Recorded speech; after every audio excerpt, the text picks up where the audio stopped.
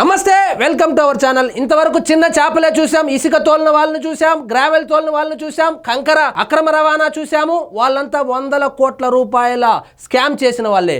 కానీ ఇప్పుడు పెద్ద తిమింగలాన్నే పట్టుకున్నారు. ఈ పెద్ద తిమింగలం పేరు కాకాని గోవర్ధన్ రెడ్డి. కాకాని గోవర్ధన్ రెడ్డి వృత్తి ఏంటంటే రాజకీయాలు చేయడము, ప్రవృత్తి ఏంటంటే క్వార్జ్ అక్రమ తవ్వకాలు, అక్రమ రవాణా, నిబంధనలకు విరుద్ధంగా పేలుడు పదార్థాలు వాడడము, నిరసన తెలిపిన వాళ్ళను రౌడీలతోనూ హిజ్రాలతోనూ కొట్టించడము ఈయన ప్రవృత్తి. ఎట్టకేలకు 55 రోజులు పోలీసుల కన్నుగప్పి తిరుగుతున్నటువంటి కాకాని గోవర్ధన్ రెడ్డిని అరెస్ట్ అయితే చేశారు. 2 రోజులకు ఒకసారి ఒక రాష్ట్రంలో ఉండేవాడంట.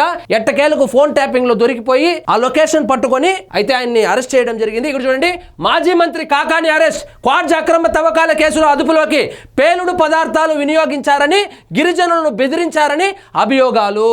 2 కేసులు అయితే బుక్ అయింది. ఒకటి అక్రమ తవ్వకాలు, ఇంకొకటి గిరిజనుల్ని బెదిరించారని. ఎస్సీ ఎస్టీ అట్రాసిటీ కేసులో కూడా బుక్ అయ్యాడు. పేలుడు పదార్థాలు వినియోగించారని, గిరిజనులను బెదిరించారని అభియోగాలు, నిందితుడిగా చేర్చారని తెలిసిన వెంటనే పరారు.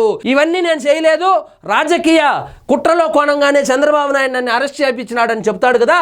మరి ఇవన్నీ చేయకపోతే ఆయన పేరు నిందితుడిగా చేర్చాడని తెలిసిన వెంటనే ఎందుకు పారిపోయాడు?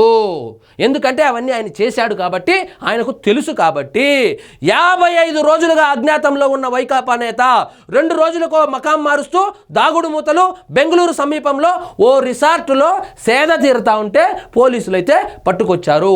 ఇప్పటి వరకు జరిగిన అరెస్టులు ఒక ఎత్తు అయితే, ఇప్పుడు జరిగినటువంటి కాకాని గోవర్ధన్ రెడ్డి 1000 కోట్ల క్వార్జ్ను అయితే దోచేశాడు. నిబంధనలకు విరుద్ధంగా 2 ఎకరాలు తవ్వుకోమంటే 200 ఎకరాలు తవ్వుకొని ఇష్టారాజ్యంగా అమ్మేసుకున్నాడు. క్వార్జ్ ఇసుకలాగా 10,000 రూపాయలు 20,000 రూపాయలు ట్రాక్టర్ కాదు, అవి కోట్ల రూపాయలు విలువ చేసేటువంటి ముడి ఖనిజం. అది దాన్ని ఈయన దోచేశాడు. ఇక్కడ చూడండి, వైకాపా నేత మాజీ మంత్రి కాకాని గోవర్ధన్ రెడ్డిని పోలీసులు ఎట్టకేలకు అరెస్ట్ చేశారు. 55 రోజులుగా పరారీలో ఉన్న కాకాని ఆచూకీ కోసం తీవ్రంగా గాలిస్తున్న పోలీసు బృందాలు ఆయన్ను బెంగళూరు సమీపంలో ఓ పల్లెటూరులో రిసార్టులో ఉన్నట్లు పసిగట్టి ఆదివారం సాయంత్రం అదుపులోకి తీసుకున్నారు.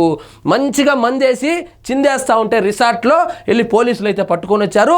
ఈయన మీద అయితే ఏం అభియోగాలు ఉంది చూడండి. క్వార్జ్ అక్రమ తవ్వకాలు, అక్రమ రవాణా, నిబంధనలకు విరుద్ధంగా పేలుడు పదార్థాల వినియోగం, అభ్యంతరం వ్యక్తం చేసిన గిరిజనులపై బెదిరింపులకు తెగబడడం తదితర అభియోగాలపై పొట్టి శ్రీరాములు నెల్లూరు జిల్లాలో పొదలకూరు పోలీస్ స్టేషన్ లో నమోదైన కేసులో ఈ కాకాని నిందితుడు A4 గా నిందితుడుగా ఉన్నాడు.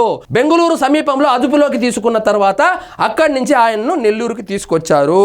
సో ఈయన క్వార్జ్ అక్రమ తవ్వకాలు, నిబంధనలకు వ్యతిరేకంగా తవ్వకాలు, అక్రమ రవాణా, ఈ బెదిరింపులు, గిరిజనుల మీద దాడులు లాంటి కేసుల్లో A4 గా ఉన్నారు. 55 రోజులుగా కన్నుకప్పి తిరుగుతా ఉంటే, ఆయన ఎక్కడో సేద తీరుతా ఉంటే పట్టుకొచ్చారు. ఇక్కడ చూడండి, నిరసన తెలిపితే హిజ్రాలను రౌడీలను ఉసిగొల్పి, గిరిజనులు మీరు పేలుడు పదార్థాలు వాడుతా ఉన్నారు, ఆ పేలుడు పదార్థాల వల్ల మేము నివాసం ఉన్నటువంటి ప్రాంతం అంతా కదిలిపోతా ఉంది, దయచేసి అంత మొత్తంలో పేలుడు పదార్థాలు వాడద్దండని రోడ్డెక్కితే వాళ్ళను రౌడీలతోనూ హిజ్రాలతోనూ కొట్టించినటువంటి నీచమైన చరిత్ర ఉన్నటువంటి ఈ కాకాని గోవర్ధన్ రెడ్డిని ఎట్టకేలకు పోలీసులు అయితే అరెస్ట్ చేశారు. వెంకటగిరి న్యాయస్థానానికి కాకాని వెంకటగిరిలో న్యాయస్థానంలో ప్రవేశపెట్టబోతున్నారంట. చూడండి, నోటీసులు ఇవ్వడానికి వెళ్ళేసరికి పరారి. ఈయన నోటీసులు కూడా తీసుకోలేదు. ఎప్పుడైతే నిందితుడిగా చేర్చారో, నిందితుడిగా తన పేరు ఎంటర్ అయిందని తెలిసిన వెంటనే పరారైపోయాడు. కనీసం నోటీసు కూడా తీసుకోలేదు. క్వార్జ్ అక్రమ తవ్వకాల కేసులో విచారణకు హాజరు కావాలంటూ నోటీసులు ఇచ్చేందుకు పోలీసులు మార్చి 30న కాకాని నివాసానికి వెళ్ళగా అక్కడ అందుబాటులో లేరు. దీంతో పోలీసులు ఆయన ఇంటికి నోటీసు అతికించి వచ్చేశారు. ఆ నోటీసుల్లో ఆదేశించిన మేరకు మార్చి 31న ఆయన విచారణకు హాజరు కాలేదు. తర్వాత కాకాని హైదరాబాద్లో ఉన్నారనే సమాచారంతో పోలీసులు అక్కడికి వెళ్ళినా దొరకలేదు.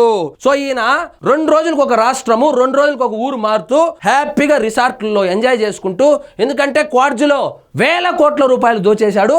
అది ఏం చేయాలో కూడా తెలియకుండా, దిక్కు తెలియకుండా తిరుగుతా ఉన్నాడు. మొత్తానికి సినీ బక్కీలో ఈయనైతే 55 రోజుల తర్వాత అరెస్ట్ చేయడం జరిగింది. కోర్టులో కూడా ప్రవేశపెట్టబోతున్నారు. మరి చూద్దాం ఈయనకి ఏం శిక్ష పడుతుందో.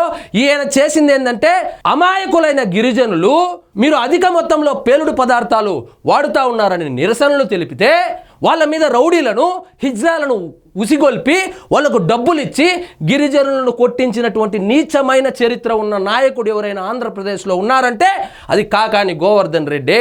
కాబట్టి గిరిజనులను పొట్టగొట్టి ఆ క్వాడ్స్ని ఏ విధంగా అయితే దోచుకున్నాడో ఇప్పుడు మొత్తం కక్కిస్తారు. అదేవిధంగా అప్పట్లో చంద్రమోహన్ రెడ్డి గారు దీక్ష చేస్తే కాకాని ఆదేశాల మేరకు వైకాపా నేతలు హిజ్రాలు రౌడీలను ఆయనపైకి ఉసిగొల్పారు. ఒక్క గిరిజనుల మీదే కాదు, సోమిరెడ్డి చంద్రశేఖర్ రెడ్డి తెలుగుదేశం పార్టీకి సంబంధించినటువంటి అప్పట్లో మాజీ ఎమ్మెల్యే, ఇప్పుడు ఎమ్మెల్యే, అక్కడ సందర్శనకి వెళ్తే దీక్ష చేపడితే ఇక్కడ అక్రమంగా క్వాడ్స్ తవ్వకాలు జరుగుతూ ఉందనేసి నిరసన చేపడితే ఆయన మీద కూడా హిజ్రాలను రౌడీలను ఉసిగొల్పి కొట్టించేంత ప్రయత్నం అయితే చేశాడు. సో ఈయన స్టైల్ ఏంటంటే క్వాడ్స్ దోచుకోవడము, అడిగితే రౌడీలను హిజ్రాలను పెట్టి కొట్టించడము. సో చూద్దాం మరి ఈయనకి ఏం శిక్ష పడుతుందో. సో ఇదండి ఈరోజు మన టాపిక్. మీకు ఈ వీడియో నచ్చినట్లయితే లైక్ చేయండి, షేర్ చేయండి, ఛానల్ మాత్రం సబ్స్క్రైబ్ చేసుకోవడం మర్చిపోవద్దు.